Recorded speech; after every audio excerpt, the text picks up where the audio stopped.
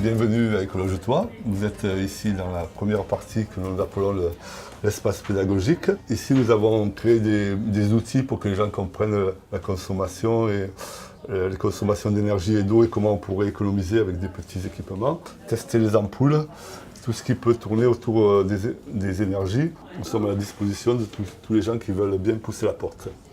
L'autre pièce que nous allons découvrir, c'est ici, donc une salle d'activité. Souvent autour de la table, on organise des petits jeux, des activités pour comprendre nos consommations. Dans la pièce suivante, c'est notre atelier. Dans notre atelier avec notre outillage et tout l'équipement que nous pouvons utiliser quand on bricole sur place.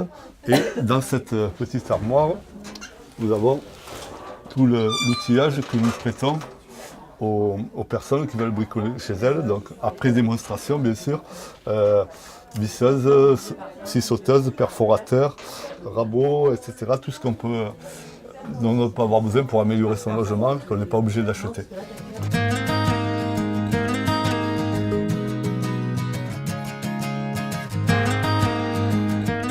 Le principe, c'est comme un thym en fait. Tu l'humidifies. Je l'humidifie, puis je colle les trois Et après, parties. ça va fixer les trois parties ensemble. Donc il n'y a pas besoin d'utiliser de la colle. D'accord. C'est ça qui va te maintenir les trois cartons ensemble. C'est vrai qu'on n'en a pas besoin d'acheter parce qu'on a au moins ce qu'il faut ici. Il y a tout ce qu'il faut. Il n'y a pas besoin. C'est bien beaucoup pour les personnes qui n'ont pas une facilité financière, donc c'est très bien.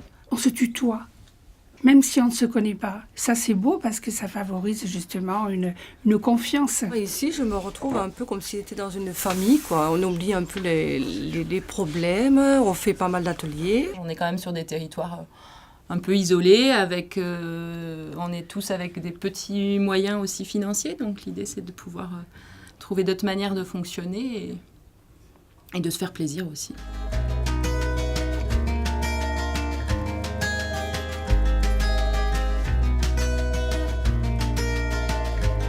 Sur cette activité, il y a 3 volets principaux. Donc l'accueil, médiation et conseil. Donc ça, c'est le mercredi matin. On accueille des personnes qui poussent la porte, qui ont besoin de renseignements sur la consommation des ampoules, l'isolation, etc. Tous les jeudis, un atelier pratique sur le logement. Et le vendredi, le prêt d'outillage avec l'Outitech où les personnes peuvent emprunter des outils pour bricoler chez elles. Alors ici, on est dans un territoire où il y a une force de chômage. Donc on n'a pas que des personnes en grande difficulté, mais disons que le portrait type, ça serait une femme seule qui vit avec moins que le SMIC.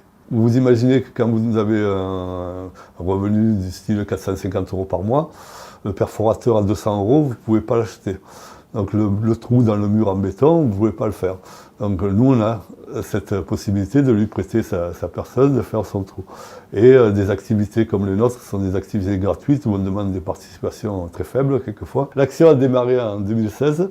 On a mis en place tous les volets de l'action en 2017 et on a réussi à toucher environ 300 personnes au cours de l'année.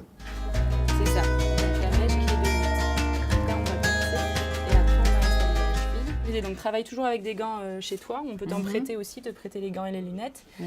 Et l'idée, c'est que tu restes bien perpendiculaire à la surface que tu perces. OK ? Ouais. Et ensuite, de toujours lancer ton instrument avant de rentrer dedans.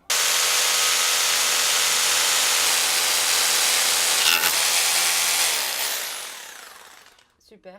Voilà. Tu te sens à l'aise du coup pour l'emprunter et faire les... Oui.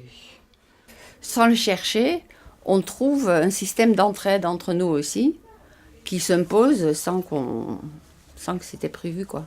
Hein? Et on vient un peu aussi les uns chez les autres, on s'aide, voilà.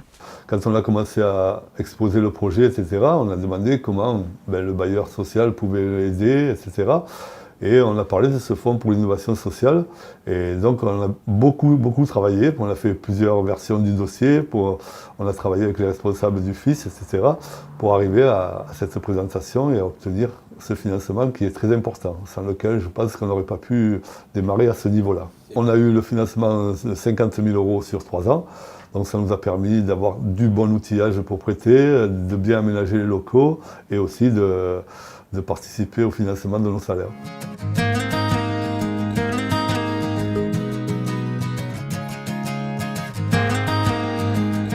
Nous avions repéré un besoin chez nous de par la diversité de nos locataires, tant le vieillissement que la grande fragilité. Pour nous, l'intérêt, c'est que le locataire occupe mieux son logement, occupe mieux son extérieur, puisse en profiter. Pour nous aussi, visuellement, c'est plus agréable pour tout le monde, pour les voisins. Après, le CEP aussi, grâce à ça, ça désamorce aussi quelques conflits, puisque l'entretien du jardin privatif est une obligation du locataire. Donc le CEP en ça fait aussi, à travers certains ateliers d'information sur les droits et devoirs, font prendre conscience aux locataires qu'il n'y a pas que le bailleur qui doit faire, mais que le locataire également est responsable et doit être acteur de sa vie dans son logement. Livrer des bâtiments basse consommation ou améliorer thermiquement le bâti n'est rien si on n'aide pas nos locataires à s'approprier les équipements, les usages et à changer de mode d'usage de leur logement pour que leur pouvoir d'achat puisse être amélioré à travers des économies d'eau, des économies de chauffage. Le Fonds de l'innovation sociale est le catalyseur de talent et d'énergie dans ce type de dispositif et qui permet de garder dans le temps ces opérations et pas seulement one shot. L'opération telle qu'elle a été dessinée, elle est déjà pour une durée de 3 ans et nous travaillons déjà à la réflexion comment la pérenniser au-delà de 2019 car les besoins sont là et resteront présents.